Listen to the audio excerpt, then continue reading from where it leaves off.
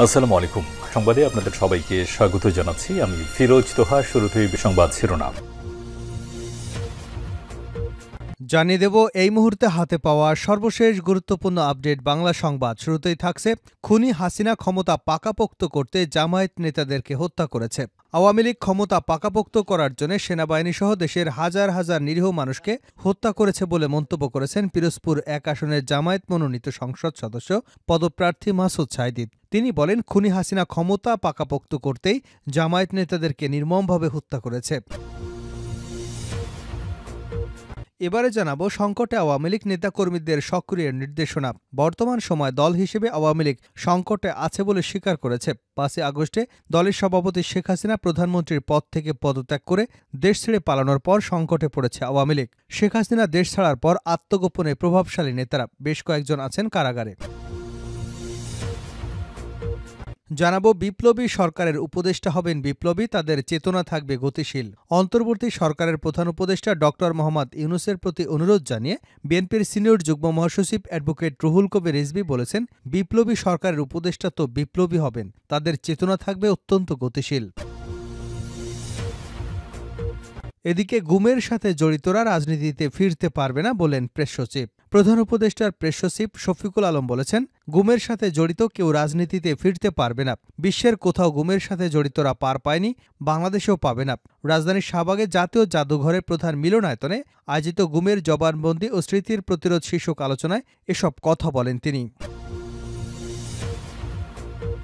এবারে থাকছে, ঢাকায় পৌঁছেছেন বাইডেন প্রশাসনের বিশেষ প্রতিনিধি দল।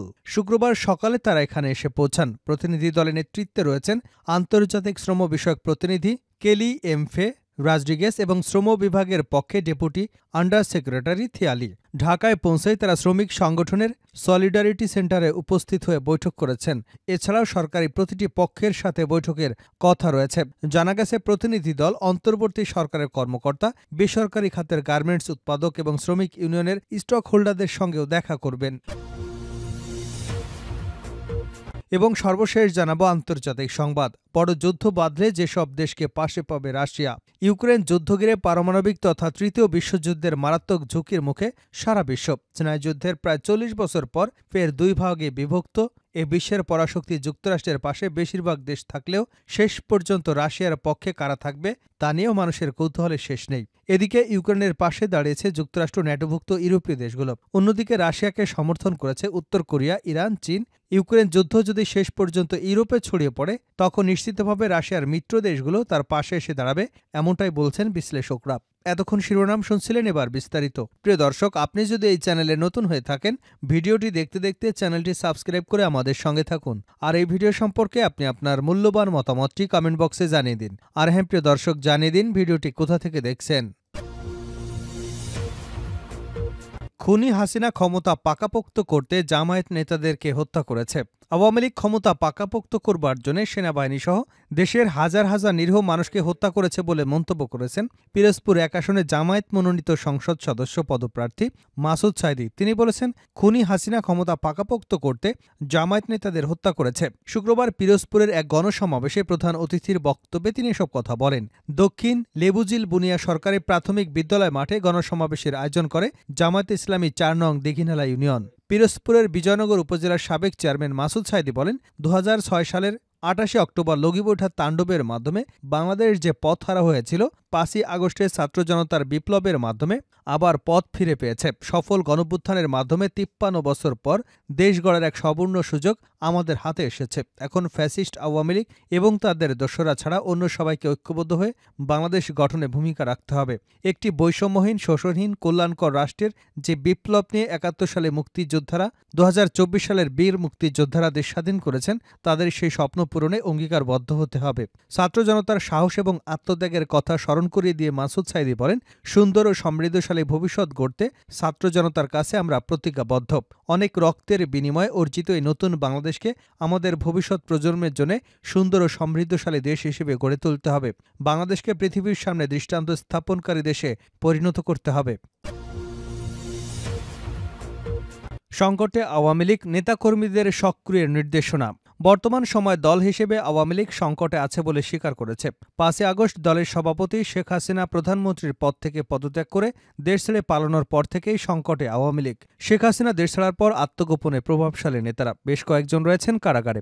এমন পরিস্থিতিতে নেতাকর্মীদের দিক নির্দেশনা দেওয়া হচ্ছে দলটির ভেরিফাইড ফেসবুক পেজে। শুক্রবার ফেসবুক পেজে এক স্ট্যাটাসে নেতাকর্মীদের সামাজিক যোগাযোগ মাধ্যমে সক্রিয় হবার নির্দেশনা দিয়েছে আওয়ামী লীগ। এ সময় তৃণমূল নেতাকর্মীরাই সংকটকালে ভরসার জায়গা বলে জানানো হয়েছে। আওয়ামী লীগের পেজে দেওয়া ওই নির্দেশনায় বলা হয়েছে, প্রিয় আওয়ামী লীগের তৃণমূলের নেতৃবৃন্দ, দলের সংকটময় সময়ে আপনারাই আশার আলো। এই কঠিন সময় দলের প্রতি আপনাদের একাগ্রতা, ত্যাগ আমাদের সবচেয়ে বড় শক্তি। সামাজিক যোগাযোগ মাধ্যমে সক্রিয় থাকুন, আমাদের পেজ থেকে প্রকাশিত প্রতিটি বার্তা ছড়িয়ে দিন, দলীয় সংযোগ সৃষ্টি করুন এবং সর্বদা খবরের প্রতি সজাগ রাখুন। দলের দুঃসময় সাহসিকতার সঙ্গে যারা রুখে দাঁড়িয়েছে তাদের প্রতি শ্রদ্ধা জানিয়েছে আওয়ামী লীগ। তবে আওয়ামী লীগের পেজ ঘিরে দেখা গেছে পেজটিতে নেতাকর্মীদের দিক নির্দেশনার পাশাপাশি অন্তর্বর্তী সরকারের কর্মকাণ্ড নিয়ে সমালোচনা করা হয়। ৫ই আগস্টের পর বিভিন্ন সময় ভুয়া তথ্য বা গুজব ছড়ানোর অভিযোগ রয়েছে পেজটির বিরুদ্ধে। বিপ্লবী সরকারের উপদেষ্টা হবেন বিপ্লবী, তাদের চেতনা থাকবে গতিশীল রিজভী। অন্তর্বর্তী সরকারের প্রধান উপদেষ্টা ডক্টর মোহাম্মদ ইউনূসের প্রতি অনুরোধ জানিয়ে বিএনপির সিনিয়র যুগ্ম মহাসচিব রুহুল কবির রিজভী বলেছেন, বিপ্লবী সরকারের উপদেষ্টা তো বিপ্লবী হবেন, তাদের চেতনা থাকবে অত্যন্ত গতিশীল। তা না করে বাংলাদেশে কি আর কোনো উপযুক্ত লোক নেই সরকার চালানোর জন্যে যে তাকেই বাছাই করে নিয়ে আসতে হবে? তারা এখন তাদের পছন্দ মতো কাজ করছেন, এটা কি করে হয়? গণবিচ্ছিন্ন মানুষ কোনোদিনই জনগণের উপকারে কাজে লাগে না। গণবিচ্ছিন্ন মানুষ কখনোই কল্যাণকামী এবং বিপ্লবী কোনো কাজ করতে পারেন না। শুক্রবার বিকেলে নয়াপল্টনে গণঅভ্যুত্থানে রিকশা চালকদের হত্যার প্রতিবাদে এক বিক্ষোভ সমাবেশে প্রধান অতিথির বক্তব্যে তিনি এসব কথা বলেন। বিক্ষোভ সমাবেশটির আয়োজন করে সাধারণ রিকশা চালকরা। গুমের সাথে জড়িতরা রাজনীতিতে ফিরতে পারবেন না প্রেস সচিব। প্রধান উপদেষ্টার প্রেস সচিব শফিকুল আলম বলেছেন, গুমের সাথে জড়িত কেউ রাজনীতিতে ফিরতে পারবে না। বিশ্বের কোথাও গুমের সাথে জড়িতরা পার পায়নি, বাংলাদেশেও পাবে না। রাজধানীর শাহবাগে জাতীয় জাদুঘরের সামনে মিলনায়তনে আয়োজিত গুমের জবানবন্দি এবং স্মৃতির প্রতিরোধ শীর্ষক আলোচনা সভায় তিনি এসব কথা বলেন। Bangladesh research analysis and information নেটওয়ার্কের আলোচনা সভার আয়োজন করে। তিনি বলেন, গুমের সাথে জড়িতদের দেশের মাটিতে বিচার নিশ্চিত করব। দেশের দেয়ালে দেয়ালে তাদের কথা লেখা থাকবে।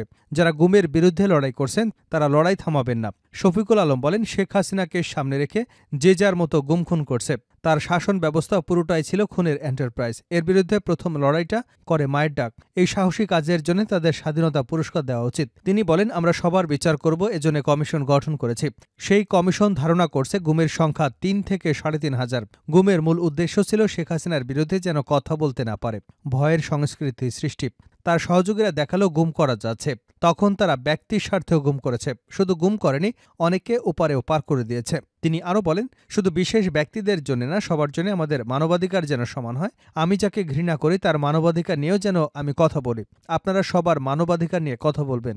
অনুষ্ঠানের শুরুতে গুম হওয়া ব্যক্তিদের স্মরণে ১ মিনিট নীরবতা পালন করা হয়। এ সময় অসলো বিশ্ববিদ্যালয়ের গবেষক ডক্টর মুবাশশর হাসান গুমের রাষ্ট্রীয় স্বীকৃতি দাবি করেন।